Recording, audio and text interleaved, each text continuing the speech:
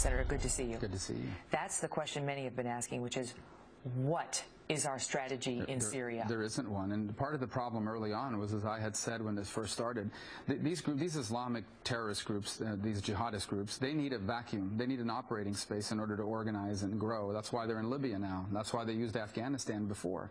And when this uprising happened in Syria, which was initially started by Syrians, not by radical jihadists. There was a time where the good versus evil aspect of this was much more clear. Assad was the bad guy, and there were some good people who wanted better lives. There were everyday Syrians that were rebelling. There were military defectors that wanted to fight against Assad. We didn't engage at that point. This administration didn't. And then that created this open space, and these radical jihadists flowed there. And it's not just ISIS, it's al-Nusra. It's actually chilling to see that clip that you just played, because in fact, the ISIS believes in this prophetic vision that they're going to draw in Western forces on the ground in northern Syria, where there's going to be this apocalyptic showdown between the West and them, and that ultimately it will usher in a world in which everyone lives under their version of Islam. So why is that not an argument to support President Obama's strategy of staying out of there?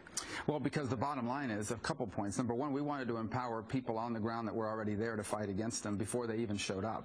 Now that they're there, they're going to have to be confronted on the ground, and my argument is that Sunnis themselves are going to have to fight them on the ground, and we need to help them with air support and logistical support. You want to get folks in the surrounding areas to go in there and they're fight the only ones that can ultimately We'll support them with air strikes. Absolutely, but ultimately this is a battle for the future of Sunni Islam, and Sunni Muslims themselves must defeat them both ideologically but also militarily on the ground. They're not going to stop in Syria. Their goal is to move into Saudi Arabia and topple the kingdom, and do the same in Jordan, and do the same in Lebanon. Their goals are well beyond simply Syria and Iraq. But what we know now is that Russia's not really targeting ISIS. I mean, they kind of say they are, but our intelligence, our military analysts say, intelligence community, no evidence the Russians have struck ISIS targets in Raqqa, the group's de facto headquarters, and they've done a couple of, it seems like, show strikes to sort of say we're going after ISIS. So what we're going to be left with, if the U.S. does nothing, is a stronger and more powerful Bashar Assad. What does that mean? This is part of a very cunning strategy on the part of Putin. What he's saying is, I'm going to destroy all the non-ISIS fighters, and then I'm going to turn to the world and say, okay, guys, the only two people left fighting in Syria are ISIS and Assad.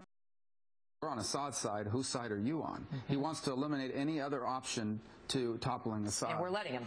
Well, and again, not only are we letting him, but we're doing nothing to help those people that are on the ground, which is why I've said we need to create a safe zone in Syria with the cooperation of our allies, and that will address 3 points. Number one, allowing a non-radical jihadist group to organize and prepare themselves. Number two, to stem some of this flow of migrants that are leaving the region and going into Europe. If they had a place they could stay safely, they wouldn't make that journey.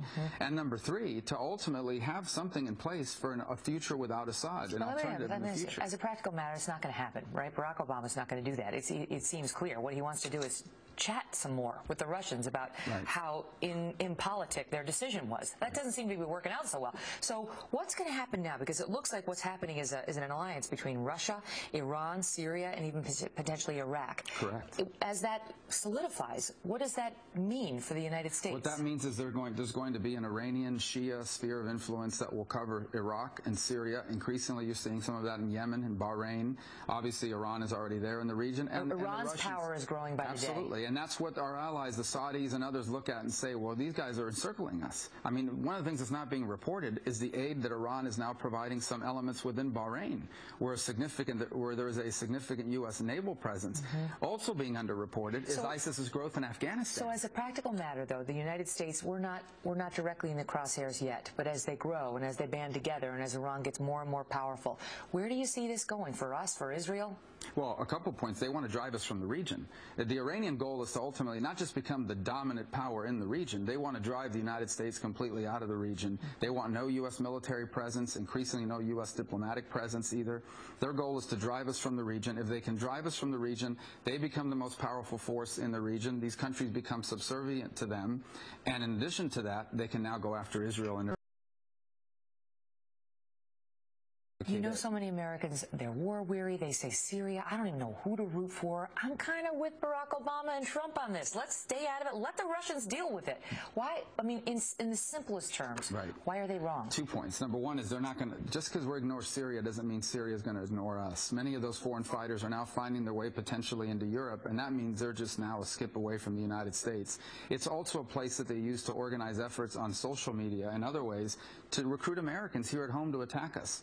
They will we are ultimately the big target that they want at the end of the day. They want to target not just our way of life, but ultimately our country by conducting attacks here. And that isn't going to stop because we ignore them.